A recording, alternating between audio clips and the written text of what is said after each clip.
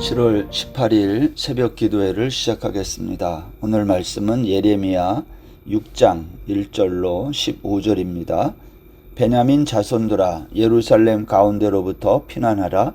드고아에서 나팔을 불고 벳학게렘에서 깃발을 들라. 재앙과 큰 파멸이 북방에서 엿보아 오미니라. 아름답고 우아한 시온의 딸을 내가 멸절하리니 목자들이 그 양떼를 몰고 와서 주위에 자기 장막을 치고 각기 그 처소에서 먹이리로다. 너희는 그를 칠 준비를 하라. 일어나라. 우리가 정오에 올라가자. 아하, 아깝다. 날이 기울어 저녁 그늘이 길었구나. 일어나라. 우리가 밤에 올라가서 그 요새들을 헐자 하도다. 만군의 여호와께서 이와 같이 말하노라. 너희는 나무를 베어서 예루살렘을 향하여 목책을 만들라. 이는 벌 받을 성이라. 그 중에는 오직 포악한 것뿐이니라. 샘이 그물을 솟구쳐냄 같이 그가 그 악을 드러내니 폭력과 탈취가 거기에서 들리며 질병과 살상이 내 앞에 계속하느니라. 예루살렘아, 너는 훈계를 받으라. 그리하지 아니하면 내 마음이 너를 싫어하고 너를 황폐하게 하여 주민이 없는 땅으로 만들리라. 만군의 여호와께서 이와 같이 말씀하시되 포도를 따듯이 그들이 이스라엘의 남은 자를 말갛게 주우리라. 너는 포도 따는 자처럼 내 손을 광주리에 자주자주 놀리라 하시나니 내가 누구에게 말하며 누구에게 경책하여 듣게 할꼬. 보라, 그 귀가 할례를 받지 못하였으므로 듣지 못하는도다. 보라, 여호와의 말씀을 그들이 자신들에게 욕으로 여기고 이를 즐겨하지 아니하니 그러므로 여호와의 분노가 내게 가득하여 참기 어렵도다. 그것을 거리에 있는 아이들과 모인 청년들에게 부으리니 남편과 아내와 나이든 사람과 늙은이가 다 잡히리로다. 내가 그 땅 주민에게 내 손을 펼 것인즉 그들의 집과 밭과 아내가 타인의 소유로 이전되리라. 여호와의 말씀이니라. 이는 그들이 가장 작은 자로부터 큰 자까지 다 탐욕을 부리며 선지자로부터 제사장까지 다 거짓을 행함이라. 그들이 내 백성의 상처를 가볍게 여기면서 말하기를 평강하다 평강하다 하나 평강이 없도다. 그들이 가증한 일을 행할 때에 부끄러워하였느냐? 아니라 조금도 부끄러워하지 않을 뿐 아니라 얼굴도 붉어지지 않았느니라. 그러므로 그들이 엎드러지는 자와 함께 엎드려질 것이라. 내가 그들을 벌하리니 그때에 그들이 거꾸로 지리라. 여호와의 말씀이니라. 아멘. 여러분, 오늘 본문 1절은 이스라엘 자손들아, 유다 자손들아 그렇게 하지 않고 베냐민 자손들아 그렇게 말을 했습니다. 그 이유가 뭘까요? 예루살렘에 제일 많이 살았던 사람이 베냐민 지파였기 때문입니다. 이스라엘 지도를 보면 베냐민 지파는 비록 분배받은 땅은 작지만 가나안의 중심에 위치했어요. 북쪽은 에브라임, 남쪽은 유다, 동쪽은 단, 서쪽은 요단강을 경계로 하는 땅을 갖고 있어요. 주요 도시는 여리고, 베델, 기브온, 예루살렘입니다. 바벨론 북방의 공격이 올 때에 제일 먼저 공격을 받아야 했던 지파가 베냐민이었거든요. 예레미야는 당시 예루살렘에 많이 살고 있던 베냐민 사람들에게 바벨론의 공격이 임박했음을 알리고 피난하라 하고 외친 겁니다. 바벨론의 공격 최전방에 놓인 베냐민 지파가 누구입니까? 그런데 야곱이 유언한 그 창세기 49장에 보면 베냐민은 물어뜯는 일이라 아침에는 빼앗은 것을 먹고 저녁에는 움킨 것을 나누리로다 그랬어요. 여기 물어뜯는 일이란 베냐민 지파의 용맹성, 얼마나 용감하고 잔인한지를 보여주는 겁니다. 실제로 베냐민 지파 출신 중에 사사시대의 모압왕 에글론을 단검으로 죽인 에후사사도 있고요. 또 이스라엘의 첫 번째 왕 사울도 베냐민 지파 출신이고, 또 선지자 예레미야도 베냐민이고요. 또 페르시아의 수상궁에서 유대인을 몰살할 위기에서 막아낸 그 모르드게라는 사람, 또 에스더 다 베냐민 지파 출신이에요.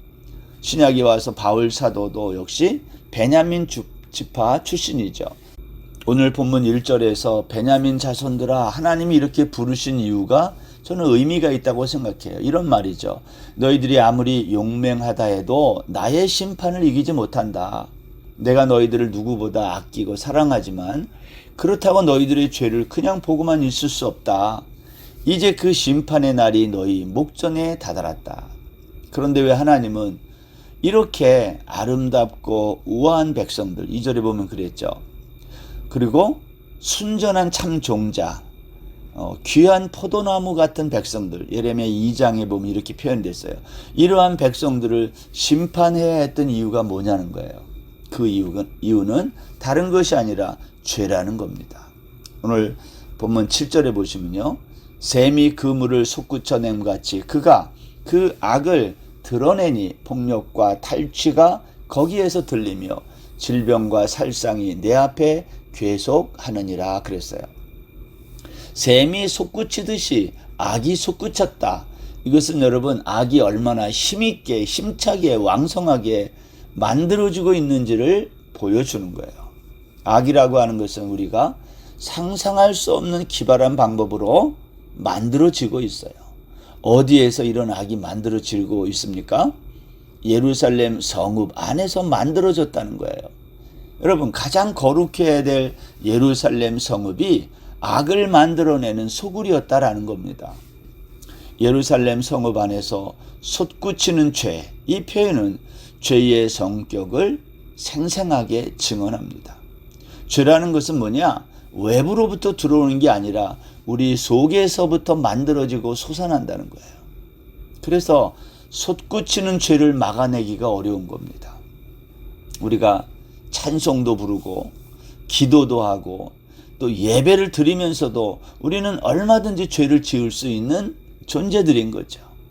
우리가 은혜 충만한 예배를 잘 드리고 밥 먹으러 가서 내가 앉으려는 자리에 어떤 사람이 먼저 앉아 있는 것을 보면 그냥 마음이 상하는 거예요. 이게 우리의 모습 아닙니까?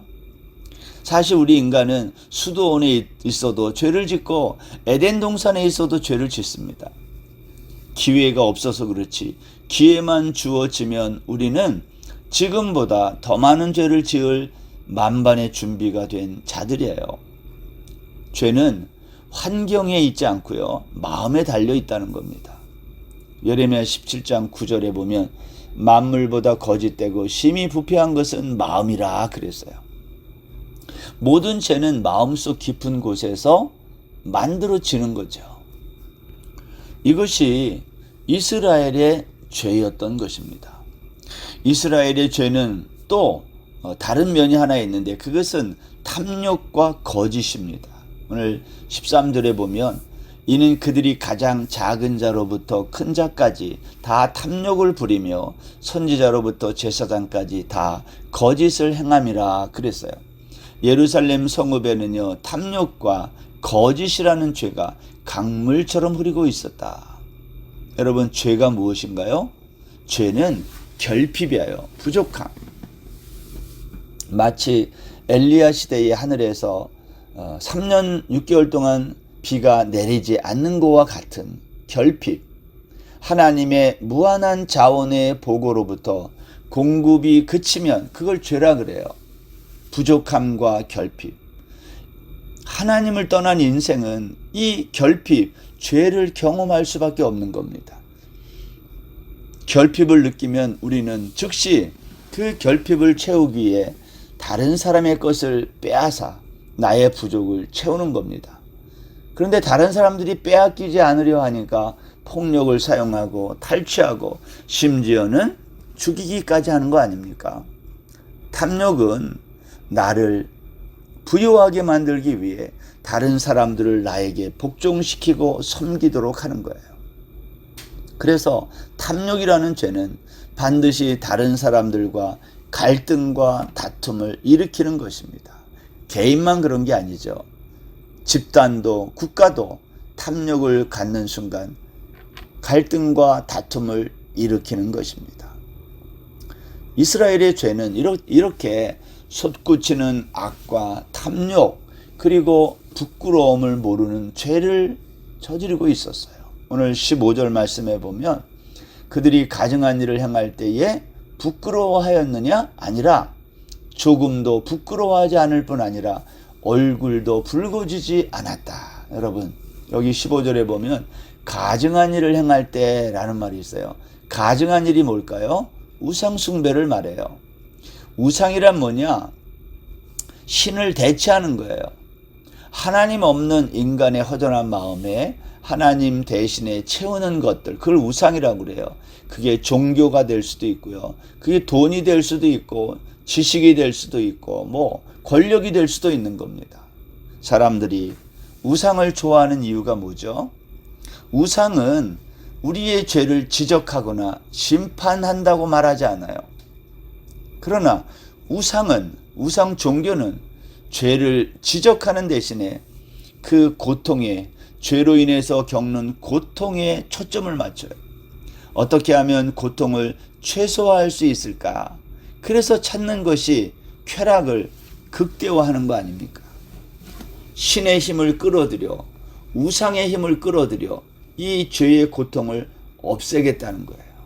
그래서 이방 신들을 찾는 사람들, 이방 종교에 보면 접신이라는 게 있잖아요. 신과 합일에 이르는 거, 이건 신비주의인데 이렇게 접신과 같은 신과 합일을 통해서 고통을 없애는 거예요.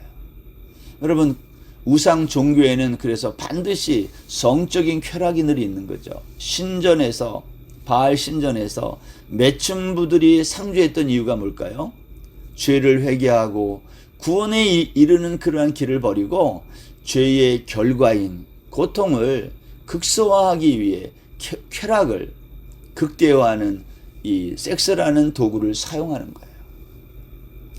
궁극적으로 우상 숭배의 목적은 구원이 아니라 무엇입니까? 현세적인 축복이에요.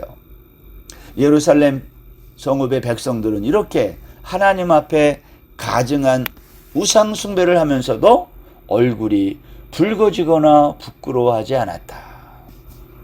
하나님은 내가 그런 너희들을 심판하겠다는 겁니다.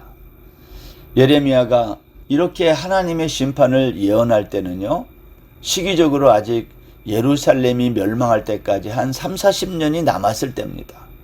오늘 본문 8절은 이처럼 절망 가운데 놓인 이스라엘에게 구원의 희망이 있다고 증언합니다. 8절 보시면 예루살렘아 너는 훈계를 받으라.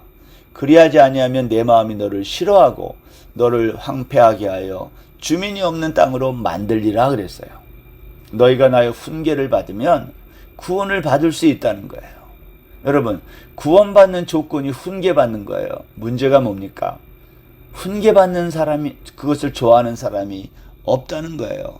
사람은요, 자신을 바꾸고 싶어 하지 않아요. 그냥 나를 귀찮게 하지 말고 이대로 살게 해달라는 거예요. 예배당에 나와 앉는 자리도 매주 같은 자리예요. 누구라고 말할 것도 없어요. 밥 먹으러 가도 늘 같은 자리, 옷을 입어도 늘 같은 스타일의 옷을 입고요. 같은 색의 옷을 입는 겁니다. 그런데 어느 날 이러한 삶의 변화를 요구하면 크기 싫은 거예요. 근래에 어떤 모 정치인이 훈계조의 말을 했다가 거센 항의를 받은 적이 있습니다. 꼰대처럼 굴지 말라는 겁니다. 꼰대가 무슨 뜻입니까? 꼰대라는 말은 이런 거죠. 자신의 경험을 일반화해서 남에게 일방적으로 강요하는 사람, 그걸 일컫는 말, 은어 아니에요? 그러면 꼰대의 반대말이 뭘까요? 꼰대의 반대말은 싸가지 없는 사람, 싸가지 없는 놈. 꼰대는 나이가 들어서 되는 것이 아니고요, 싸가지 없는 사람이 꼰대가 되는 거예요. 오늘날은 훈계를 잘못하면 꼰대라는 말을 듣는 세상입니다. 그렇다면 성경은 훈계에 대해서 뭐라고 말할까요? 잠언 4장 1절에 보면 아들들아 아비의 훈계를 들으며 명철을 얻기에 주의하라. 잠언 8장 33절에 보면 훈계를 들어서 지혜를 얻으라.